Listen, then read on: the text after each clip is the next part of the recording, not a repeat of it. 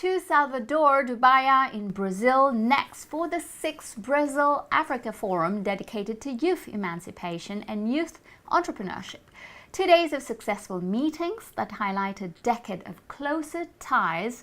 On one side Brazil, a country with black roots, on the other African economies keen to learn more about the know-how of their neighbor on the far side of the Atlantic.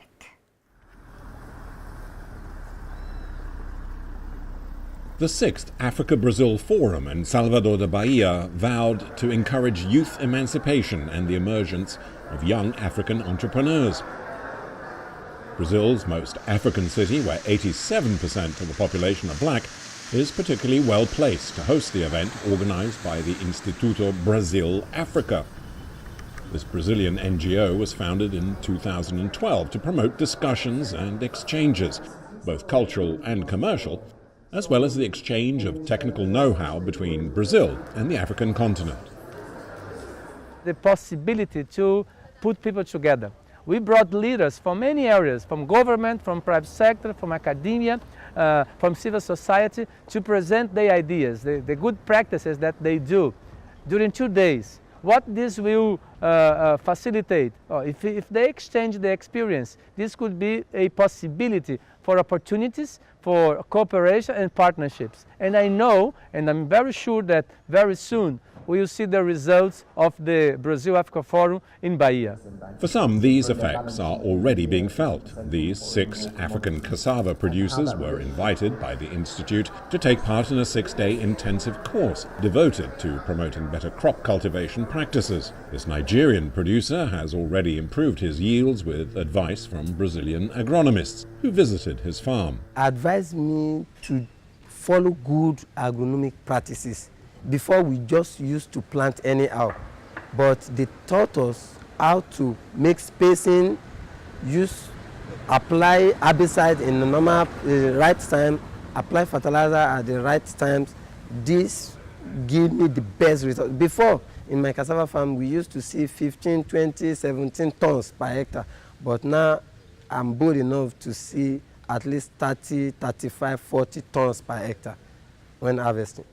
These exchanges are being closely followed by the World Bank. The multilateral institution is concerned about the adverse effects of climate change on Africa and is constantly on the lookout for innovative ways to help producers improve yields. Brazil's experience may well make a considerable contribution towards reaching that goal. In Asia and Latin America, they use modern technology and a lot of irrigation, especially in Asia. There is little use of irrigation in Africa. Irrigation is very expensive, roughly $10,000 a hectare. Now, how many countries can afford that? We will need to find other production methods that will be less affected by climate change. Not everybody can have large-scale systems, so small-scale irrigation is an issue. The lack of water in Sahel countries is problematic, as is the reluctance to use new, efficient varieties. Then comes a question of human capital. Agricultural education in Africa is not on a par with other countries. Brazil and Africa both have to deal with the specific requirements of tropical agriculture.